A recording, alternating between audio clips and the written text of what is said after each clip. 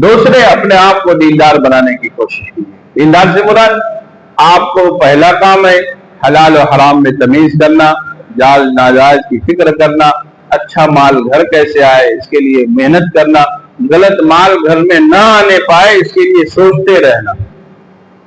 آج ہمارے اپنے علاقے میں، پورے ہندوستان میں ہر جگہ سود کا نظام اتنا عام ہوا ہے کہ کوئی پوچھ ہی نہیں رہا کہ سود ہے کہ نہیں، سب لوگ لے کے استعمال کرتے ہیں. چھوٹے سے لے کر بڑا ہر فرد سود کا شکار. کوئی پیسہ لگا کے فکس پیسہ لے رہا ہے، کوئی 2 لاکھ لے کے 50,000 روپے مہینہ لے رہا ہے، کوئی پیسہ لگا کر کے نفع نقصان میں شامل نہیں ہے اور پیسہ اٹھا رہا ہے. جب کل پیسہ کچھ نقصان ہو رہا ہے تو کہہ رہے نہیں میں نے تو آپ کو دیا تو مجھ کو پورا پیسہ واپس چاہیے. اب بات طے ہوگی پھر یہ حلال ہے یا حرام ہے. ایسے بولیں گے نہیں ہم نے لگایا ہے وہاں سے ہم کو ملے گا، ہم کاروبار میں شامل ہے. لیکن جس کے ساتھ لگایا ہے جب مال وہ ڈوبے گا تو اس سے کہیں گے ہم نے 5 لاکھ لگایا تو ہم کو 5 لاکھ چاہیے اور باقی ہم کچھ نہیں جانتے. تو بھائی لگایا کہاں تھا آپ؟ اگر آپ کاروبار میں شریک تھے تو آپ نفع کے بھی شریک ہیں اور نقصان کے بھی شریک آپ ہیں.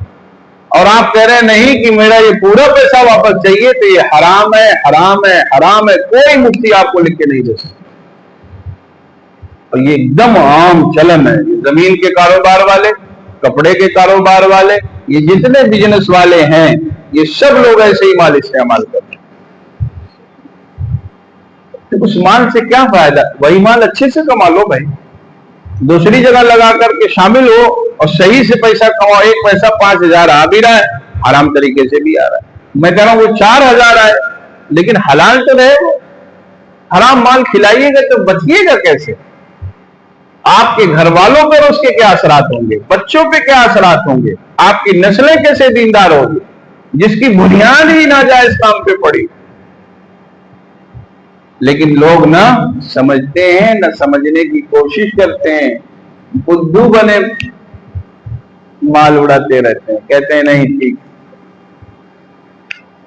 اللہ ہم سب کو عقل سلیم عطا فرمائے. عقل تو ہے، مال کھینچنے میں عقل ہے لیکن شریعت اس چیز کو جائز کہہ رہی کہ نہیں کہہ رہی اس کی عقل نہیں. اس میں بدھو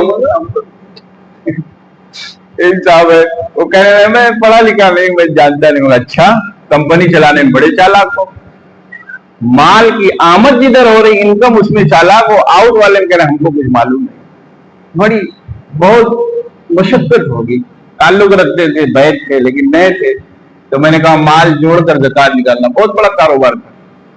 کہا وہ تو بہت مشکل ہے، کیسے ہوگا؟ ہم تو ایسے ہی اندازے سے بنا کے اور مثال طور پہ ہماری اگر 1 کروڑ بنتی ہے تو ہم 1.25 کروڑ روپے نکال دیتے ہیں. ہم کہہ رہے ہیں ایسے نہیں کام چلے، جڑواؤ.